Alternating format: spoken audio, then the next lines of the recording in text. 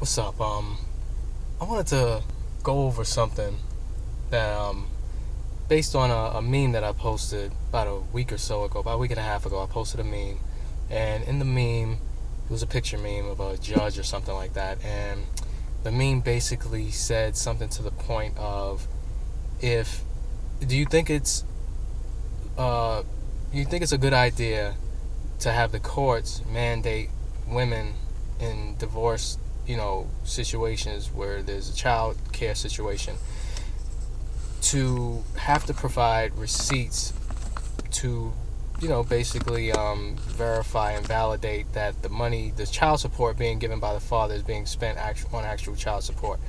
And man, oh man, you should have read the sour answers on that post. Boy, it just really kind of astounded me, the level of acrimony in the answers. And what bothered me so much wasn't so much of the tone. The tone kind of made me shake my head, but what disturbed me was the lack of logic in the answers. And the answers primarily were given by women, and I don't know everybody's situation, so I'm not going to say all these single mothers or whatever. Just the answers were primarily from women. Now there were some women that thought that they thought it was perfectly justified and fair. Now, being that there was such strong conviction in these answers, it's almost as if you say something with a strong enough level of conviction and angry enough tone, then it's supposed to make the point irrefutable. And in this case, that is not the case. And I, as a man, looking at it from a male aspect, want to point out some counterpoints to the points that were being made. Now, one of the points was, it was just a simple anger in the fact that there would be this temerity, this audacity that a man would even go and try to introduce something like this in the first place. The fact that they would have the mere audacity to even do so is just, they just couldn't believe it. They couldn't wrap their minds around it. They were so angry about it. Now, I find that to be the height of hypocrisy, first of all, because you are responding extremely negatively butthurt about something that, if the shoe were in the other foot, you would be the first one in the court demanding have done. Because let's put the shoe on the other foot now. Let's say that the dad is the custodial parent and you, the lady, are paying child support.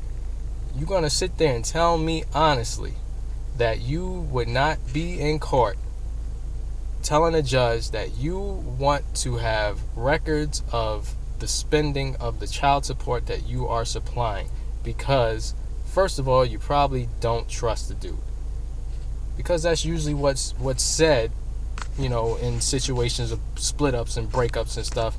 That's one of the main things you hear. I don't trust that mofo. I'm quite sure if the shoe was on the other foot, you would not trust that guy enough. Or even if it was a thing where, yeah, you trusted him, but why should you make it so easy for him to just get your money? You'd probably say, well, you know what, you're going to get this money, but you know what, I'm going to make sure that you account for every single dime of that money. And you know what? What's wrong with that? Would that not be fair? What's wrong with it? So if it's not wrong if you were to do it, why is it wrong on the other foot? My second thing was, outside of, the anger of it all, was I'm trying to go back to the point that I wanted to get to, but we're talking about child support. Now you hear those two words, that's a specific term, child support.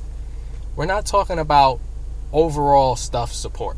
We're talking about child support, things that are specific to the effect that it has on your children. It doesn't mean that this money will somehow go to your cell phone bill, somehow go to your hair and nails and just any accessorizing, stuff that goes on outside of feeding your children, clothing your children, providing shelter for them. If it's not going to anything that affects those three fundamental things, then it's not child support or schooling, anything dealing with their education and so on and so forth. Things that have an adverse effect on your children. Now, some women says stuff like, well, if he gives me X amount of dollars and I got money left over, I'm free to do with it what I choose. That's not child support. So why are you entitled to that extra money? It's not you support, it's child support.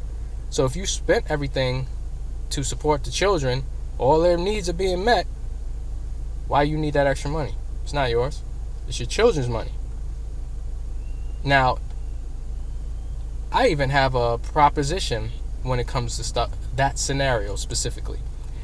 You're getting money and you have leftover money.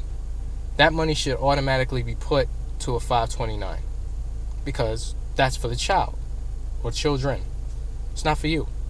It's not yours. And if the shoe was on the other foot, you'd be saying the same thing. So don't even front. Secondly, to that point also, we're talking about child support. That does not imply that it is one parent's fiscal responsibility to pay for all of the needs of the children. That's a co-parenting thing, meaning that you as the mother are also fiscally responsible for providing child support for your children. It's not strictly on one side that he is supposed to pay for all things child support related. It's not the way it works. You're still a parent too. And I know y'all will say stuff like, well, they live with me, so that's an expense. No, see, are you responsible for the person who you're no longer with's rent? Are you responsible for his rent? No. And funny thing is he's still more or less responsible for yours. Because you can't be homeless because that affects his children. So you're getting a double standard that he doesn't have the ability to question. Just that in itself. He can't let you go and be homeless. That affects his children's welfare. But you can let him go homeless because that's not your bill. So you're actually benefiting from a double standard in that argument.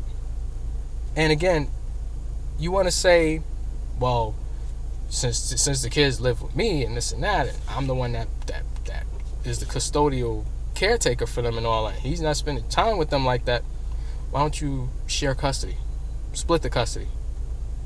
Then the children won't be lacking in that area of only being under your care and you're burning yourself out because you got to take care of the kids by yourself, which is not really the case, but just for argument's sake, let's say that. You could split custody. That is an option. And let's not act like you don't know plenty of scenarios of women who go to court for these settlements and demand way more money than what they actually need in child support. Now again, we're talking about child support. We're talking about what's best for the children. Now, you say you demand X amount of dollars that you really don't need. You really only need about X, Y amount of dollars, but you ask for X for whatever reason, let's say. Now, this man has to provide X amount of dollars. So because of that, he has to work X amount of hours, work X amount of jobs, or do X amount of whatever to make that money and get that money to pay you for something that you really didn't need that much of. Does that not affect his relationship with his children? Does that not affect his availability to be with his children and father them as a co-parent the way that he is supposed to be doing? So is that really for the children's betterment that you did what you did? And let's not act like we don't know people who have done that. I think pretty much everybody knows through some form of 6 degrees of separation somebody that has done that or is doing it right now. So in that sense, why wouldn't it be a guy's right to say, I want the money that I'm providing for my children's support to be accounted for, made sure that every cent goes according to the children's well-being. Because, again, put that shoe on the other foot, and I'll call you for a liar to tell me that you wouldn't be doing the same exact thing. That's pretty much the main two basis of points that I wanted to make to that. And again, like I said, you absolve yourself of responsibility when you put it on one parent to say that, oh, well, it's their job to fiscally provide child support for the child. It's also your responsibility as well. Even if you are the custodial parent, you still have to provide child support outside of your own bills, outside of your rent, outside of your cable, outside of your electric. Yes, because that's what the other parent is doing. They're paying child support on outside of the bills that they have to pay living on their own. So if they're doing it, in the interest of fairness, why aren't you? And like I said, making the assertion that because you're the primary custodian, well, split custodianship, split it, make it fair, make it even. Sounds about right to me. Now again, I know that this is a forever cyclical, never-ending, never-ending argument that you never relent to and give logical support to. Some women do though, and God bless you, those who do. God bless y'all for getting it, for understanding that it really is about the children's well-being. It's not about sticking it to somebody else as hard as you can to make their lives as miserable as possible, because how does that benefit the children?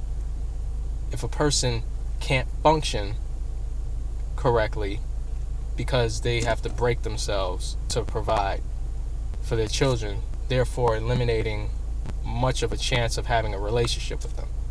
But then you'll say, well, that's not my problem. See how you made it about you and not them? Try to keep that in mind next time you want to get all butthurt about the audacity of having money that's not really for you anyway be accounted for. I'll see what y'all have to say to that.